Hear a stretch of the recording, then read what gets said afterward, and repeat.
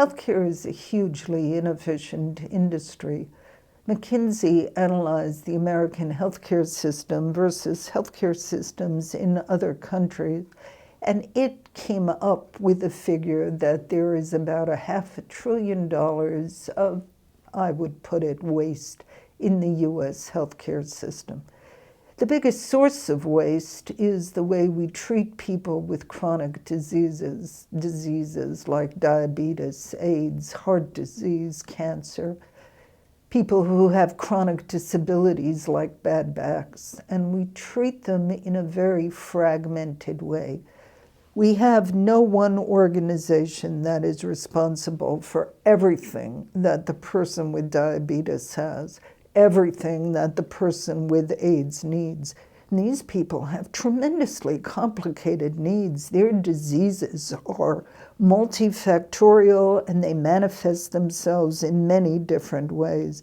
What we need is a healthcare system that's organized around the needs of the patient, for total care for their diseases, total care for their disabilities. What we have is a healthcare system that's organized by inputs, doctors, hospitals, nursing homes. Each one of these inputs, each one of these providers, what did they want? Well, they're human. What they want is they want to make sure that they maximize their share of their pie. Maximizing their share of the pie is not the same as doing what's best for that patient.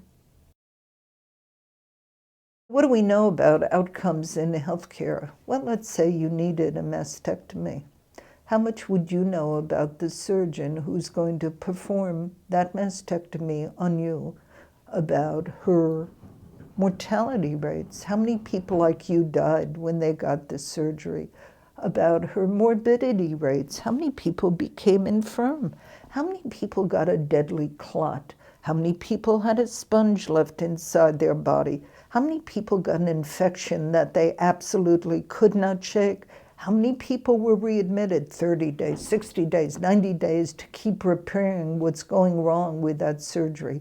Do you know where you can find that information? I don't either. So clearly what we need is much more transparency in healthcare. I have long proposed the healthcare equivalent of the SEC. SEC has been a miserable failure in its regulatory functions. SEC has been a miserable failure in its regulatory functions, but transparency, whew, it's incredible. Countries all over the world emulate the transparency functions of the SEC. I can go to the SEC's website and within 3 seconds I can find most of what I would want to know about any publicly traded corporation. What can I know about my doctor, my hospital, my insurer, my dialysis center?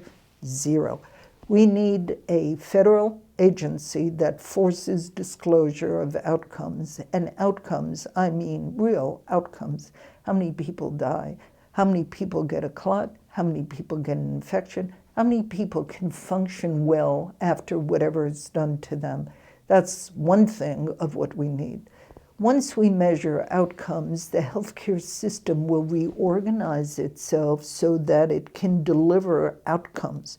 Right now, it can't make you better for your diabetes, your AIDS, your heart disease. All it can do is optimize the hospital part of that, optimize the doctor part of it, optimize the laboratory part of it. And anybody who studied systems analysis knows if you optimize all the many little pieces of a system, that's not the same as optimizing the whole system. So a system that measures outcomes will force a change in how healthcare is delivered. That will make it simultaneously better and cheaper. When Harvard University, my brilliant employer, buys health insurance on my behalf, I have zero input into their decision about how they are going to spend my money. I want to have 100% input into that decision. And there are lots of people who feel the same as I do. Now, if they want to stay with their employers and have them buy their health insurance for them, fine. As for me, give me back my money. Give it to me in the same way that Harvard University can use that money, which is tax-free. Require me to buy health insurance. Let me go to work on that system. Tens of millions of people like me are going to have a profound impact on healthcare. That's consumer-driven healthcare. Business involvement in healthcare should be limited to providing better and more efficient ways of delivering healthcare, not to act as agents for consumers. I don't want my employer to buy my clothes. I don't want them to buy my food. I don't want them to buy my car. I don't want them to buy my house. Not that they're stupid, but they don't know what I consider value for the money. I want them out of the health insurance purchase decision. The other important technological advances are in a field called remote patient monitoring. And what this consists of is planting sensors inside the human body that measure what's going on. So Medtronic, for example, a great medical device company, has a sensor that measures how a heart which suffers from congestive heart failure, the heart is so flaccid it can't pump the fluid in the body. It tells the owner of that heart, hey, you're getting congested, you better take a diuretic. Or there's a little chip that can be embedded on a pill. You swallow the chip tells you you have too much glucose in your body. That's very important information for a diabetic, so that he or she can correct the glucose balance within their bodies. That is the technological advance that's at least as important as the biotechnology advance in what's typically called personalized medicine. Electronic medical records are no technological marvel. They're merely having an electronic record of what happens to you medically. Why don't we have this? Why do we have financial records and no electronic medical records? The reason is that our healthcare system is so fragmented. We have bits and pieces of data with the lab, with the x-ray place, with the various doctors we go to, with the hospitals, with the nursing homes, and these people don't communicate with each other.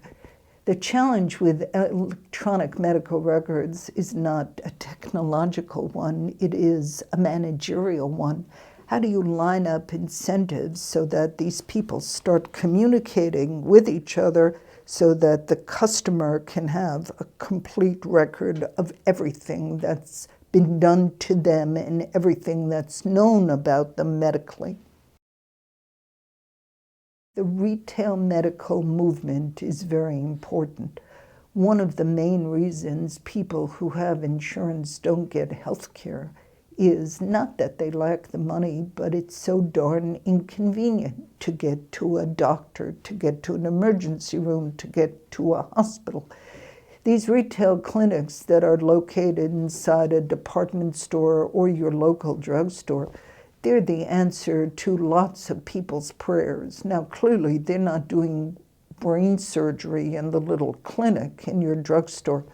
But if your kid has an earache and you can go to the emergency room, sit next to a guy who's been shot by an Uzi, or you can go to a retail medical clinic, well, that's a pretty easy choice. Another great thing about these retail medical clinics is they have an innovation in medical care. They tell you what the price is going to be before you actually have the service. They have the price there, $59, $69, so you know what you're getting in for when you go there.